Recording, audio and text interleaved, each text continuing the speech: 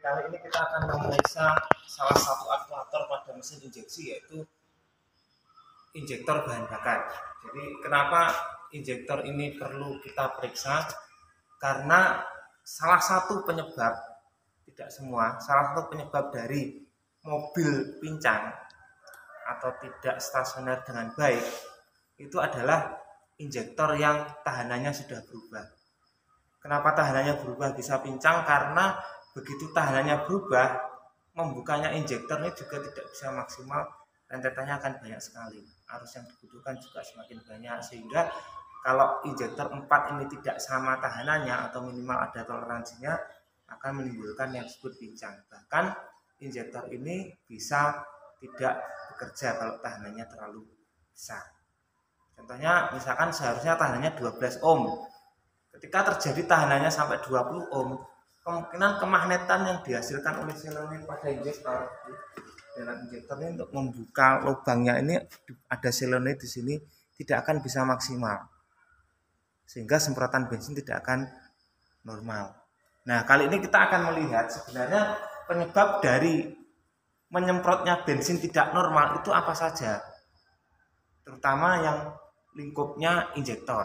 Nanti kalau misalkan mesin nggak stasioner atau pincang, karena busi bisa, karena koil bisa, ISC-nya nggak normal bisa. Tapi kali ini kita akan khusus membahas masalah seputar injektor.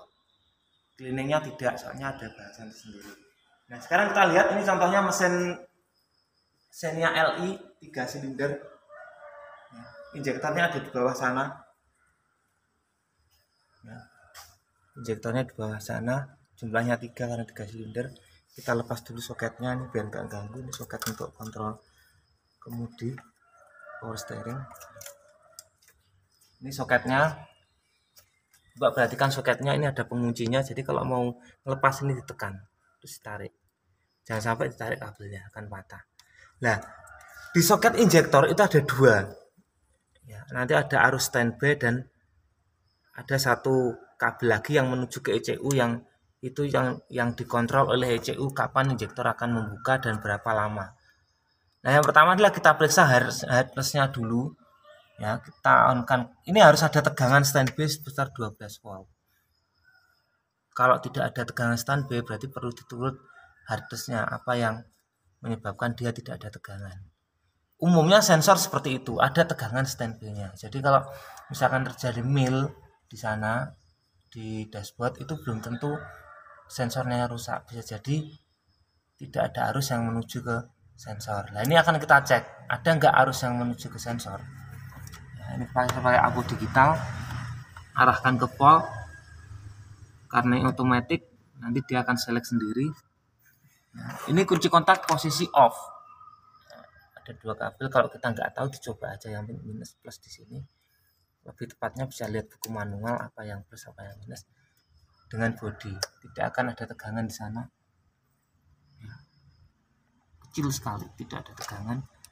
Satunya juga tidak akan ada tegangan, tidak boleh ada tegangan. Tapi begitu kita kunci kotak kita on kan, nanti salah satu harus ada tegangannya. Kita cek dulu.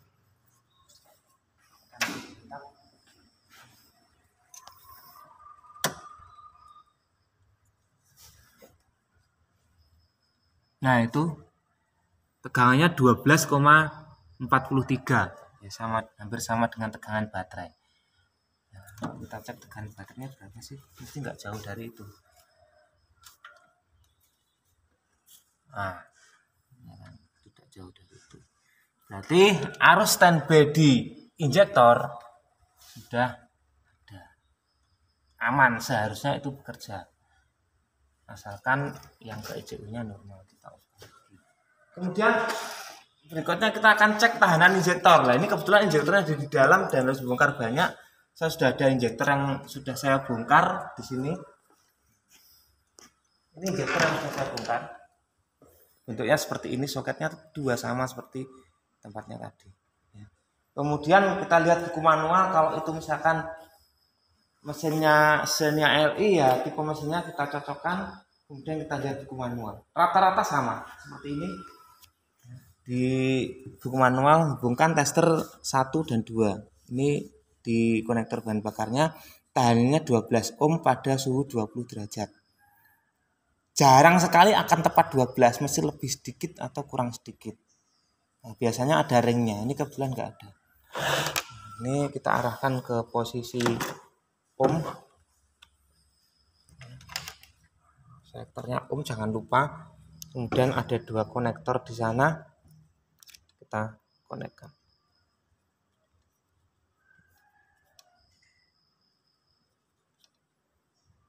Nah, berapa tahanan yang terjadi? Belum berhenti. Tunggu sampai berhenti. Nah, kadang-kadang kita kesulitan untuk memeriksa tahanan karena konektor kita tidak pas, jadi harus betul-betul supaya itu diam, tidak gerak terus. Nah, itu sampai 13,1 ohm turun. Jadi antara 12,9 sampai 13 ohm. Nah, ini tapi nyatanya meskipun ini 13 ohm dan ketapanya 12 ohm, injektor ini masih bisa dipakai. Jadi sebenarnya ini ada toleransinya. Jadi kalau kita ngecek kadang-kadang tidak harus plug, kadang-kadang memang harus ada beberapa poin yang harus pas.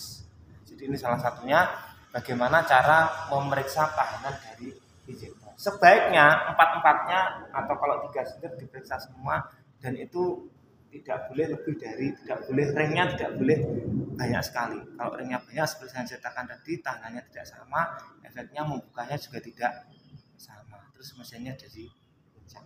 Itu seputaran bagaimana kita memeriksa injektor yang baik. Maka itu saya sarankan kalau injektornya sudah rusak, memang sebaiknya kalau rusaknya 1 atau 2, gantilah 1 set. Seperti busi, jangan cuma 1, nanti efek itu akan tidak terasa. Baik, terima kasih. Assalamualaikum warahmatullahi wabarakatuh.